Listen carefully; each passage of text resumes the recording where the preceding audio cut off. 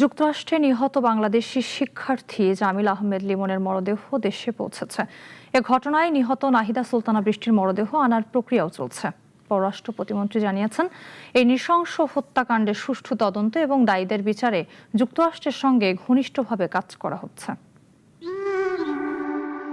ফ্লোরিডায় নির্মম হত্যাকাণ্ডের শিকার বাংলাদেশি পিএইচডি শিক্ষার্থী জামিল আহমেদ লিমনের মরদেহ অবশেষে দেশে পৌঁছেছে। সকাল 8টা 47 ঢাকার হজরত শাহজালাল আন্তর্জাতিক বিমানবন্দরে অবতরণ করে এমিরেটস এয়ারলাইন্সের একটি ফ্লাইট, যা বহন করছিল লিমনের নিথর দেহ। এই সময় উপস্থিত ছিলেন পরিবার ও স্বজনরা। এই সময় তারা সরকারকে ধন্যবাদ জানিয়ে হত্যার বিচার দাবি করেন। আমাদের অনেক স্বপ্ন ছিল, আমাদের স্বপ্নটা মোটামুটি শেষ হয়ে গেছে। আমাদের সরকার তথা আমেরিকান সরকারের কাছে আমরা ন্যায় বিচারের দাবি করব।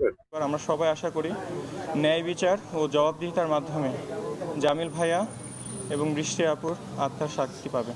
বিমানবন্দরে লিমনের মরদেহ গ্রহণ করেন পররাষ্ট্র প্রতিমন্ত্রী। তিনি জানান, এই হত্যাকাণ্ডের বিচার নিশ্চিত করতে বাংলাদেশ সরকার যুক্তরাষ্ট্রের সঙ্গে নিয়মিত যোগাযোগ রাখছে।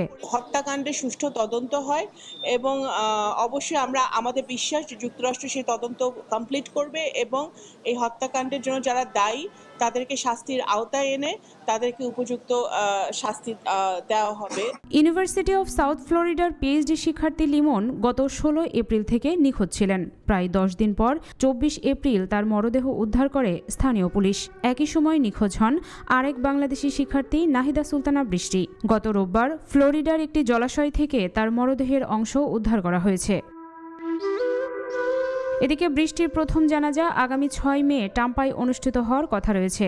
যুক্তরাষ্ট্রে বাংলাদেশ দূতাবাস এবং মিয়ামি কনসুলেট যৌথভাবে তার মরদেহ দেশে পাঠানোর প্রক্রিয়া সমন্বয় করছে। প্রিয়াঙ্কা সেন, নাগরিক।